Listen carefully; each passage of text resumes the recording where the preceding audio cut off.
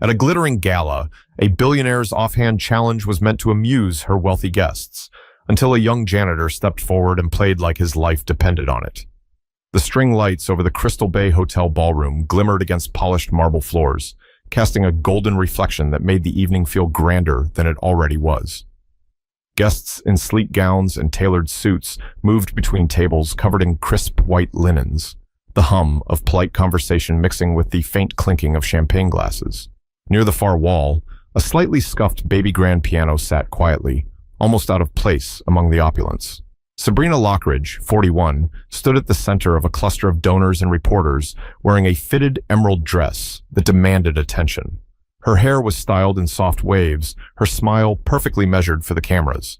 Known for her dramatic flair and habit of turning small moments into headlines, she was in her element. She tapped her manicured fingers on the piano lid as she looked at the crowd around her. "You know," she said, her voice carrying just enough for those nearby to hear, "if anyone here can play this piano flawlessly, I'll marry them tomorrow." It wasn't the kind of comment people took seriously, especially not at a black tie fundraiser. Laughter erupted, light, comfortable, almost indulgent. Some guests exchanged amused glances, as if to say classic Sabrina. A few reporters tilted their heads, mentally noting the remark for possible quotes. On the edge of the room, Khalil Brantley was refilling pitchers of ice water. At 27, he was the youngest janitor on staff, having worked at the hotel for only 8 months. His posture was easy, almost unnoticeable, as he moved from table to table. But when he heard Sabrina's words, he paused mid-step.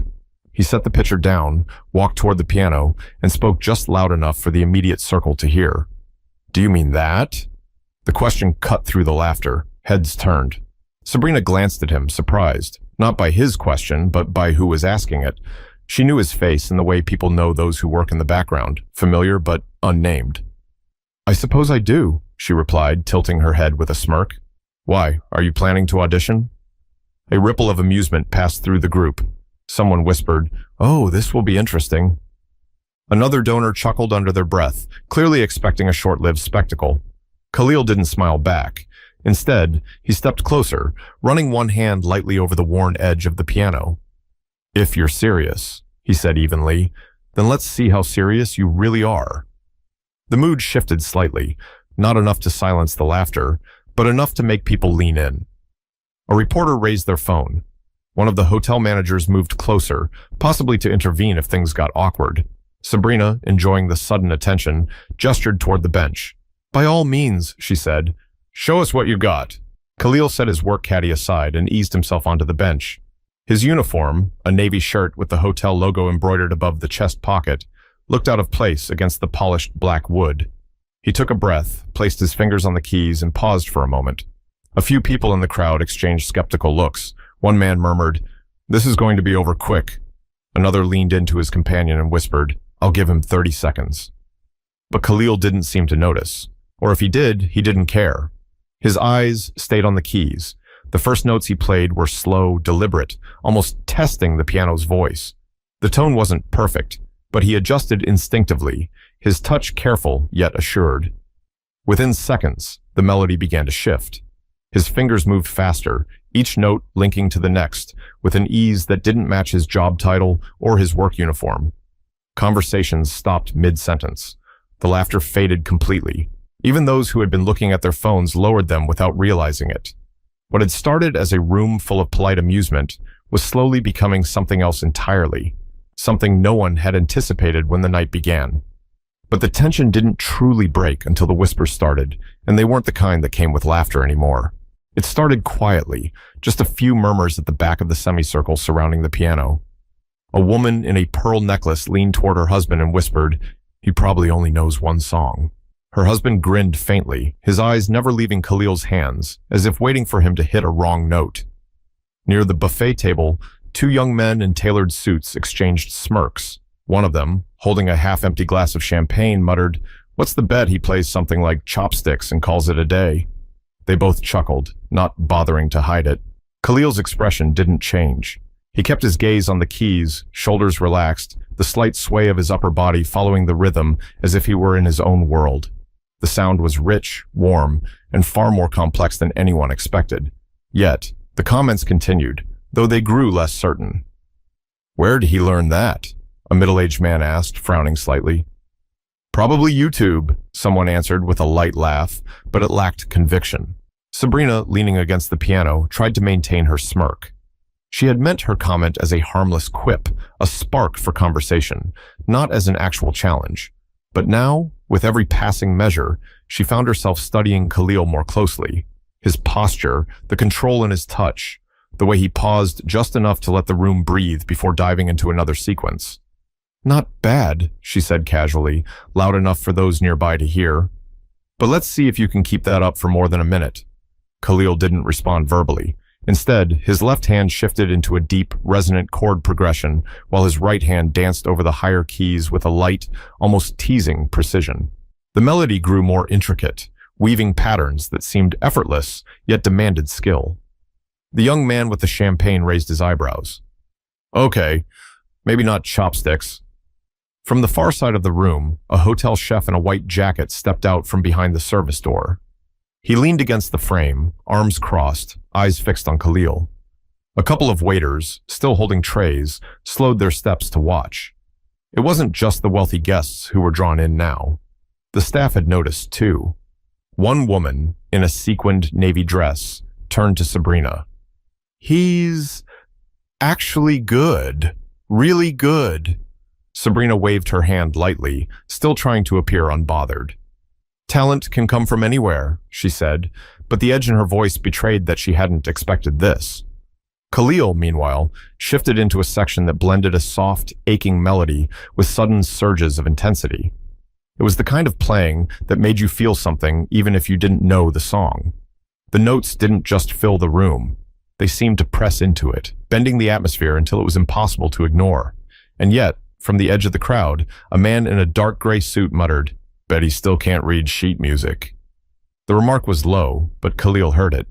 He didn't look up, didn't break tempo, but his right hand climbed higher into the keys, striking a clear, ringing note before spiraling back into the melody.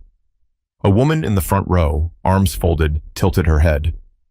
"Where did you learn to play like that?" she asked. Khalil finally spoke, his voice even. "Not here." The answer drew a few chuckles, but not mocking ones this time.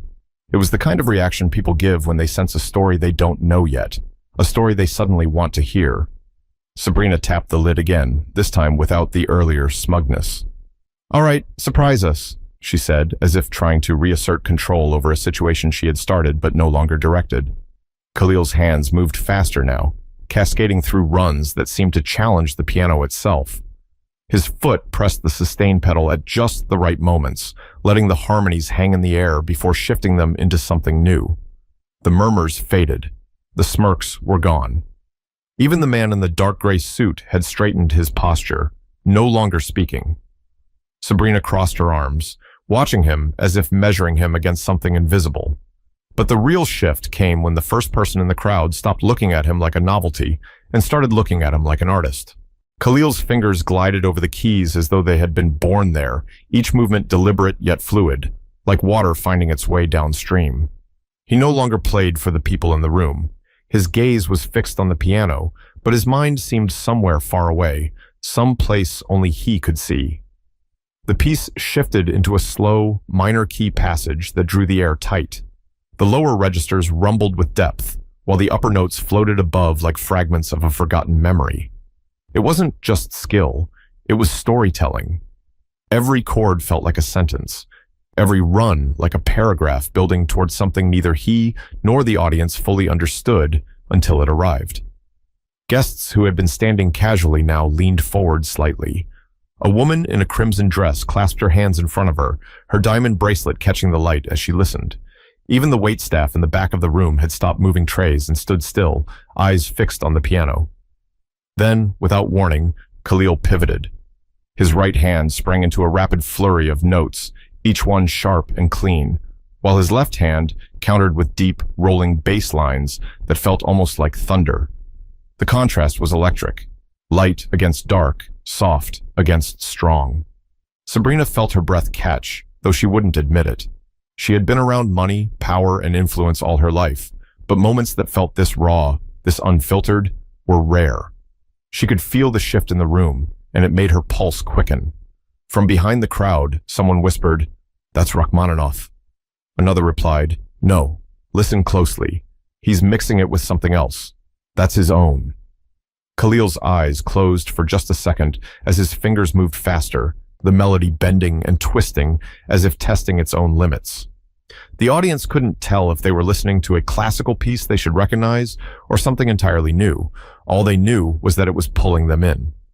Midway through, his left hand hit a series of chords that rang so powerfully the room seemed to vibrate.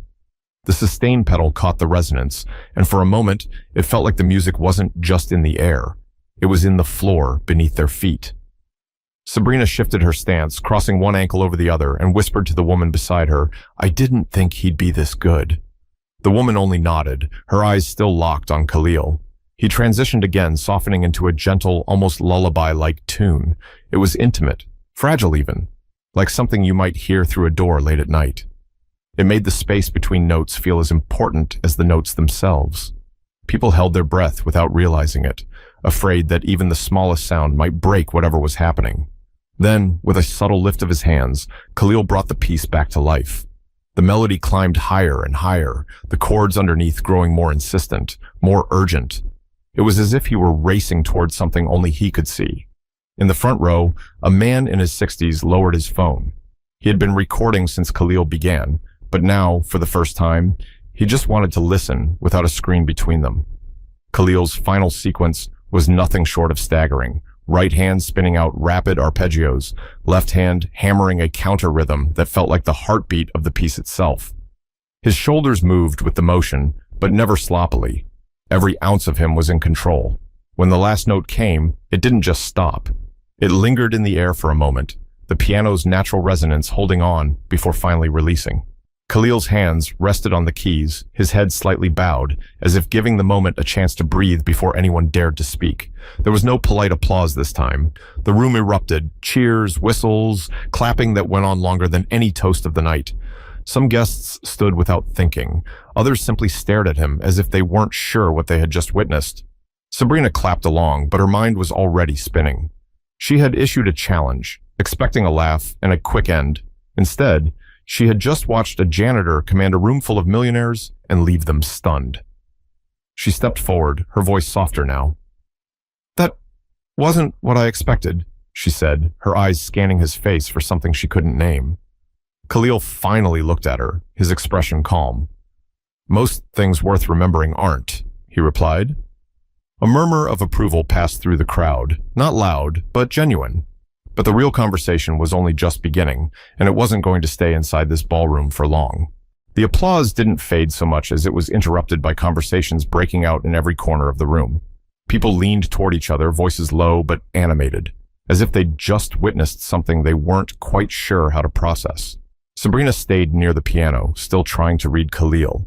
She had built a career and a public persona around controlling the narrative. Yet now, she could feel the story slipping out of her hands and into his. A woman in her 50s, wearing a silver wrap over her gown, approached the piano. "Young man," she said, smiling warmly, "where did you learn to play like that?" Khalil rested his hands in his lap. "At home," he said simply. "Old upright my mom bought for $50 from a church down the street. Keys were chipped. A couple didn't work, but it was enough to teach myself." The woman's smile softened. "Well, it worked." From the side, a man in a tuxedo interjected with a tone that was half curious, half dismissive. "So no formal training, no conservatory, just, figured it out?" Khalil glanced at him briefly. "Figuring it out is the training," he said. The comment drew a small laugh from someone in the back, and even Sabrina cracked a smile at that. Then came the hotel's general manager, an older man with salt and pepper hair, who placed a hand on Khalil's shoulder. "You've been working here how long?" 8 months, Khalil replied. "And you've been hiding this the whole time?" "I wasn't hiding anything," Khalil said, his voice steady. "No one ever asked." That answer landed heavier than expected. Several people shifted uncomfortably, as if they'd just been reminded of something they didn't want to acknowledge. Sabrina tilted her head. "You know, I think you've just made me break my own rule." "What rule?" Khalil asked. "Never be upstaged at my own event." There was laughter at that, but it was good-natured now. The smirks and whispered jokes had vanished, replaced with something closer to respect, or at least curiosity. A reporter from the Charlotte Observer stepped forward, her phone held out. "Khalil, can I get a quick video of you saying your name and where you're from? This is going to get a lot of attention." Khalil hesitated. "I'd rather the video speak for itself." The reporter seemed taken aback, but nodded and stepped back. From behind the crowd, a voice called out, "Play another one." Several others echoed it, and for a moment it seemed like he might, but Khalil shook his head gently. One was enough. Sabrina studied him for another beat before saying, "Then I suppose you'll be leaving everyone here wondering." He stood from the bench, and people instinctively parted to let him through. A few guests reached out to shake his hand. Others offered compliments, some sincere, some more performative, but Khalil accepted them all with the same calm nod. Sabrina watched him cross the ballroom toward the service hallway. For a woman used to commanding a room, it was rare to see someone else take that authority without even trying. She couldn't tell if it irritated her or impressed her. Near the doorway, a young waiter caught up to Khalil. "Man, I didn't even know you played. That was insane." Khalil smiled faintly. "It's just something I've always done." "Something?" That sounded like a whole life's work. Khalil didn't answer right away. He adjusted the strap on his cleaning caddy and said, "Maybe it is." Then he disappeared into the hallway, the heavy door swinging shut behind him. Back at the piano, Sabrina rested her hand on the lid. The room was still buzzing, guests talking about him, the performance, and inevitably, the fact that the person who had just stolen the night was the hotel janitor. She knew the clip would be online before she even got home. A man beside her leaned in. "You realize this is going viral, right?" "I'd be surprised if it isn't already," she replied. But what none of them knew yet was that the conversation outside these walls was going to grow much louder than anything said inside them. By the time Sabrina's driver pulled up to drop her at her high-rise apartment, her phone was already vibrating non-stop.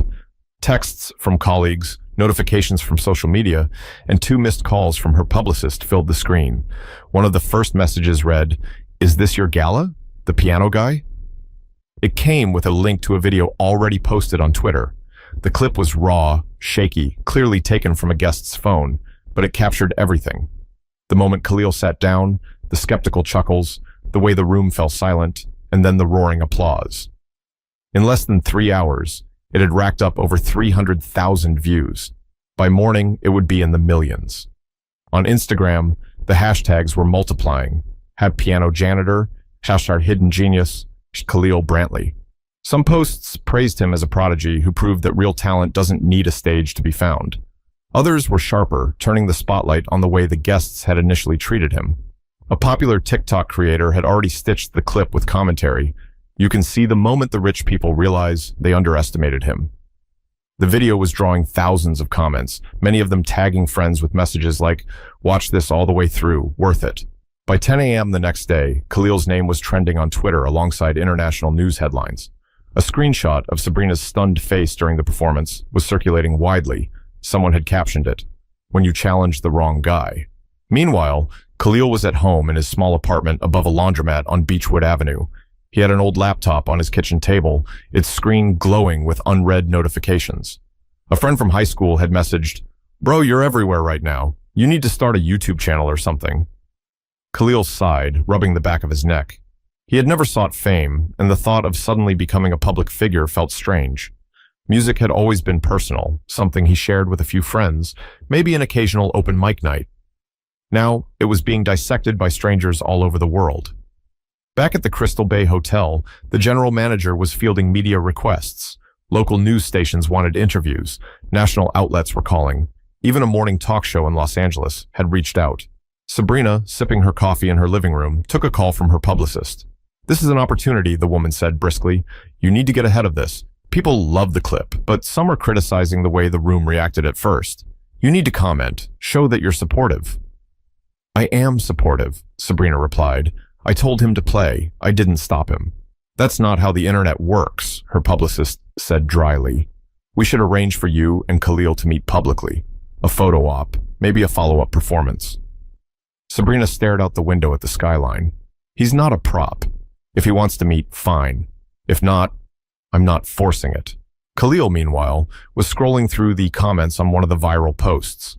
Most were kind, but some were cynical. suggesting it was a stunt, questioning if he had planted the performance to get attention. Later that afternoon, a journalist from the Charlotte Ledger called him. "Khalil, people want to know, do you plan to pursue music full-time now?" "I haven't decided," he said. "I like playing, always have, but I don't think a viral video should decide my life for me." The reporter paused. "What do you want people to take away from all this?" "That you don't know someone just by looking at them," Khalil replied. "And maybe that talent doesn't come with a dress code." By that evening, the clip had reached national television. A news anchor introduced it as the performance that stopped a gala in its tracks. Footage of Khalil playing aired alongside commentary from music critics and social media personalities. At the hotel, guests from the previous night were calling staff to talk about the moment. Some swore they had recognized his skill immediately, though the video clearly suggested otherwise. Others wanted to know if he'd be performing again. Sabrina knew the story had already grown beyond her control. Her own inbox was full of invitations to appear on panels about hidden talent and class perception. But she also knew the only person who could decide what happened next was Khalil himself. But the real shift wasn't in the number of views or headlines. It was in the fact that, for the first time, people were asking who Khalil really was, and that question was about to lead somewhere neither of them expected. 2 days after the gala, Khalil found himself sitting at a small table in a quiet corner of Marlowe's coffee house, a spot just off Main Street where the morning rush had long passed. He had agreed to meet Sabrina, not in front of cameras, not at the hotel, but here. She had insisted on keeping it low-key, saying she wanted to talk without an audience. She arrived 5 minutes late, sliding into the chair opposite him with an apologetic smile. "Traffic," she said, setting her leather tote on the floor. Khalil nodded. "No problem." For a moment, neither of them spoke. The sound of the espresso machine and the faint hum of soft jazz filled the gap. Then Sabrina leaned forward, resting her elbows on the table. "I owe you an apology," she said plainly. "That night, I turned you into a joke without even thinking about it, and you turned the whole thing into something I couldn't have predicted." Khalil's eyes stayed steady on hers. "I didn't do it to prove you wrong." "I know," she said, "which makes it even more embarrassing for me." He let out a small breath, not quite a laugh. "You were just talking. People say things without realizing what they sound like. I've been on the receiving end of that before." Sabrina stirred the coffee she'd just ordered, the spoon tapping lightly against the cup. "Your playing, it wasn't just good. It was lived in, like you've been carrying it for years." "I have," Khalil said. "Started when I was 10. My mom found that old piano at a church sale. She didn't play, but she figured I might. Guess she was right." "What about lessons?" "Couldn't afford them. I learned by listening, copying, messing up, and trying again. Sometimes I'd sneak into the community center on Saturday mornings. They had a decent upright. I'd play until the janitor kicked me out." Sabrina smiled faintly. "And now you're the janitor." Khalil grinned. "Yeah, funny how that works." Her expression softened. "Why not pursue it professionally?" Khalil leaned back, fingers curling around his coffee mug. "Life happened. My mom got sick when I was 17. Bills piled up. Music doesn't pay much unless you get really lucky or know the right people. I took jobs that kept the lights on. Piano stayed in the picture, but it's always been mine. Private." Sabrina nodded slowly, as if turning his words over in her mind. "The thing is, that performance, it meant something to people. I've had messages from strangers saying it reminded them of their dad, their childhood, their own dreams they'd let go of." He looked out the window at the street. "That's nice, but I don't want this to turn into some viral charity case. I'm not looking for someone to save me."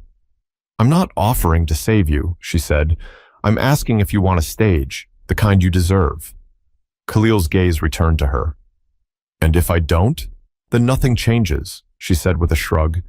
"You keep playing when you want, where you want, but you've got an opening right now most people never get. If you say yes, I can put you in front of audiences who will actually listen." He didn't answer right away. His mind drifted back to his mother, to the old chipped piano in their living room, to the way she used to hum along while folding laundry. She'd tell him, "You're telling stories without words." She would have wanted him to share those stories. Still, He wasn't sure if that meant letting the world in. Sabrina seemed to read his hesitation.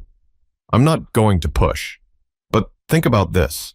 Your music already spoke for you in a room full of people who weren't listening. Imagine what it could do for people who are. Khalil set his cup down. I'll think about it. They talked a little longer, not just about the gala, but about her foundation, his work at the hotel, and the strange way life sometimes handed you a spotlight when you weren't asking for one. When they finally stood to leave, Sabrina reached out her hand. Whatever you decide, you've got my respect. That's not something I give lightly. Khalil shook her hand. I'll keep that in mind. But what neither of them realized was that the decision he was wrestling with would be made for him sooner than he thought. Because the world wasn't done knocking at his door. 3 days later, Khalil was back at the Crystal Bay Hotel, pushing his cleaning cart through the banquet hallway when the hotel's front desk clerk hurried toward him. You've got a visitor, she said, slightly out of breath. I'm working, Khalil replied, but she shook her head. This one's not leaving until you talk to her. When he stepped into the lobby, a woman in her late 30s, wearing a faded denim jacket and carrying a toddler on her hip, turned to face him. Her eyes lit up. You don't know me, she began, but I saw your video. Twice, actually. My son here, he doesn't speak much yet, but when I played your piano clip, he sat still and listened the whole way through. That never happens. Khalil glanced at the boy, who was now watching him with wide eyes. That's nice to hear. The woman's voice trembled. It's more than nice. My husband passed last year and we've been adjusting. That music, it was the first time in months my home felt peaceful. I just wanted to say thank you. I know you didn't do it for us, but it mattered. He stood there for a moment, not sure what to say. Finally, he offered a quiet, I'm glad it found you when you needed it. After she left, Khalil wheeled his cart back toward the service hallway, but something had shifted. Until then, the viral video had felt like something happening to him. Now it felt like something he might actually have a say in. That evening, he called Sabrina. If the offer's still on the table, he said, I'll take the stage. 2 weeks later, they stood together backstage at the Uptown Theater in Dallas. Sabrina had arranged for him to perform as the featured act at her foundation's national benefit concert. The audience was a mix of donors, local families, and a few reporters eager to see if the piano janitor could live up to the hype. Khalil paced lightly, his palms warm. Feels different than the gala, he said. Because this time, they came for you, Sabrina replied. When his name was announced, he stepped into the spotlight, greeted by applause that was already warmer than the polite clapping he'd faced at the hotel. He sat at the gleaming Steinway on stage, took a breath, and began to play. The first piece was his own composition, a blend of gospel warmth and classical precision, with melodies that swelled like ocean tides. The theater grew silent, the kind of silence that's heavy with attention. When the final note faded, the applause was immediate and full. Between pieces, he spoke briefly to the audience. Most people will only ever know you from what they can see in a few seconds. That's not the whole story. It never is. We all carry something bigger inside us. Sometimes you just need the right moment to let it out. He played for nearly 40 minutes, ending with the same piece from the gala. This time, the reaction was even louder, standing ovation and all. In the wings, Sabrina was clapping, a genuine smile on her face. Afterward, as guests mingled in the lobby, people approached him not just to compliment the music, but to share their own stories, of instruments left in attics, of dreams set aside for practical reasons, of talents they'd stopped believing were worth anything. By the end of the night, Khalil realized the music had become more than his private refuge. It was now a bridge between himself and people he'd never met. Outside the theater, Sabrina caught up to him. You know, you could make this a career if you wanted. Maybe, Khalil said, but even if I don't, I've learned something. What's that? That what you carry matters, even if no one sees it right away, even if they laugh first. He paused, looking back at the theater doors where the last few guests were leaving. Sometimes the right moment comes when you're not asking for it, but you'd better be ready when it does. Sabrina nodded. Then I guess the rest is up to you. Khalil smiled. Always has been. The night air was cool as he walked toward the car, waiting to take him back to his hotel. He didn't know if this was the start of something big or just a story he'd tell years from now. But he knew one thing for certain. His music wasn't staying hidden anymore. If you've been holding on to something you love, whether it's music, writing, painting, or anything else, don't wait for the perfect stage. Share it. Let it be seen. You never know whose life it might change, including your own.